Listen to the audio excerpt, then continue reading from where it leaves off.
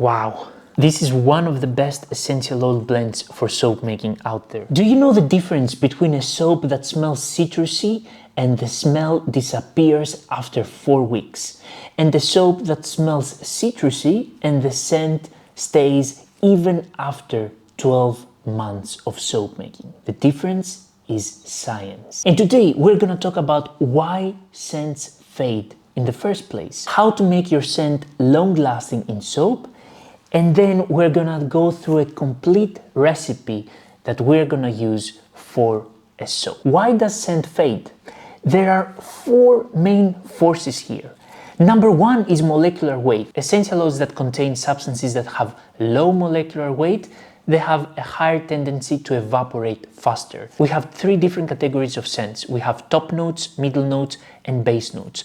Top notes are the lightest ones. They have a molecular weight of 130 to 160 grams per mole.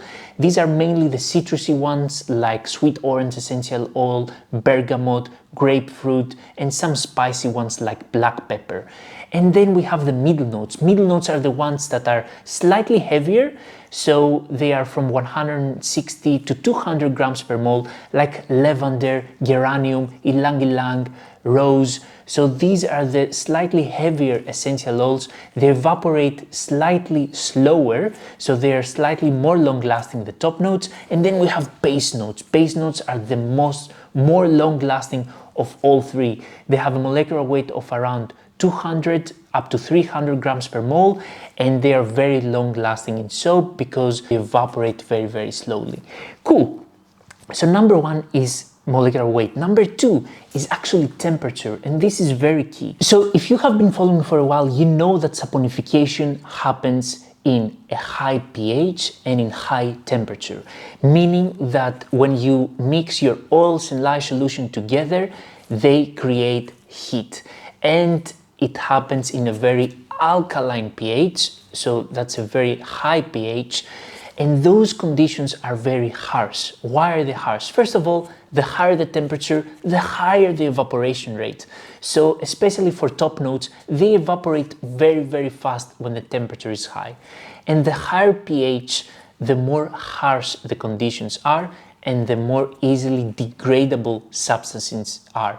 So high pH, high temperature leads to higher evaporation, high pH leads to higher degradation. If you want a free soap making recipe that is made with coconut oil, shea butter, olive oil and castor oil, and at the same time it contains a very long-lasting essential oil blend similar to the one that we made today, then comment "I want this recipe" and I will send it to you as soon as I see your comment. And the 4th force is oxidation.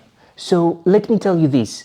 Every time you grab an essential oil and you open it in order to add it in your soap butter, oxygen goes inside the bottle. And there are certain essential oils like sweet orange essential oil that contains limonene, for example.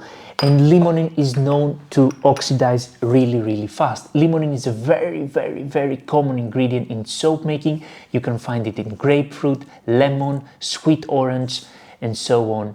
And limonene is one of those compounds that oxidize very fast, and when it oxidizes, it creates certain off smells. So those are the 4 forces that lead to scent fading over time. But now, how do you make it more long-lasting? There are a few ways to make it more long-lasting, but I'm gonna tell you the most important ones, the 2 most important ones. Number 1 is using a high concentration of base notes. Base notes are very stable compounds. They have a high molecular weight. They're stable under high pH and high temperature. So those are compounds like patchouli essential oil, sandalwood essential oil, vanilla, cedarwood essential oil, vetiver essential oil. They all contain substances that are above 250 grams per mole. So they're very long lasting in soap. As we will see later on in the recipe, we will add around 30% of our base note to make the whole essential oil blend more long lasting. And why is that? Let's take the example of patchouli. Patchouli contains patchoulol, which has a very high molecular weight. So when you mix patchouli with, let's say, sweet orange essential oil that evaporates really fast, then the sweet orange essential oil molecules, they get trapped inside the molecular matrix of patchouli. So then it's way harder for them to evaporate and basically walk through the surface and become volatile. So patchouli creates this molecular matrix that does not allow sweet orange essential oil or other low molecular weight essential oils to evaporate easily. The second way of basically having a long-lasting scent is using fragrance oils. Fragrance oils are synthetic. They're made specifically for soap making. They're extremely stable under high pH and high temperature. They're extremely long-lasting and they're very cheap. If you're buying fragrance oils, always make sure you buy fragrance oils that do not contain any phthalates or parabens, because those are hormonal disruptors. And then if you buy safe fragrance oils, you can even combine fragrance oils with essential oils together. That's a perfect way to make a very, very long-lasting soap. But in this recipe, we're not using any fragrance oils. Cool. Let's walk through the recipe now. So for this recipe, we're gonna use 30% patchouli essential oil, which has a very high molecular weight because it contains patchouli, and this is what it's gonna make our whole essential oil blend more long lasting. Then we're gonna use 10% cedarwood essential oil, which also has a high molecular weight and is considered a base note. But cedarwood has also another quality here. Cedarwood is very, very dry, like it smells very dry, and it makes other substances in your perfume basically linger in the air and become slightly more intense.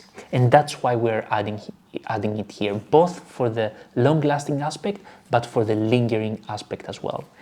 Then we're gonna go ahead with 35% neroli essential oil. It's an amazing essential oil. It's both floral, citrusy, and herbal at the same time. Neroli essential oil and patchouli, they work perfectly well together. Patchouli is basically very, very earthy and herbal, while neroli is very floral and herbal. So the herbal aspect of the two basically combine very well together.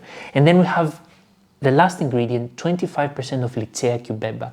Litsea cubeba is a top note. It's I would say, one of the most stable citrusy top notes out there. Compared to other top notes like sweet orange essential oil or lemon essential oil that evaporate really, really fast. Litsea cubeba is quite stable. A little goes a long way, so you don't need much. It's very potent. And litsea cubeba and neroli, they work very well together because, as I said, neroli has a citrusy aspect as well, so it has a citrusy character too, and the citrusy character of neroli combines really well with the citrusy character of litsea cubeba. And that's how your whole essential oil blend becomes complete. So let's go ahead and make that. Let's go ahead and start with patchouli essential oil. And as I said, I'm using this essential oil blend for soap making. I'm using a total of 1,000 grams of oils. And for that recipe, I'm gonna use 40 grams of fragrance oil of essential oil blend per 1,000 grams of oils. So since our patchouli is at 30%, that means I'm gonna add 12 grams of patchouli essential oil. Then I'm gonna go ahead with 10% cedarwood, which will be 4 grams in total. Then we're gonna go basically to the star of this perfume blend, which is neroli essential oil. And here we're adding 35%, which is basically 14 grams in total. And now for the rest, we will have 25% of litsea cubeba, which for our 40 grams of perfume blend is 10 grams.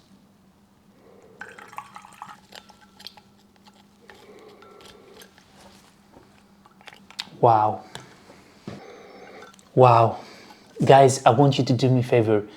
You should really try this essential oil blend. Our essential oil blend is ready. I'm gonna go ahead now and add it to my soap butter and it has a high concentration of base notes, making it long lasting. The ingredients fit very well together, so they combine really well together because you want to combine ingredients that match well together.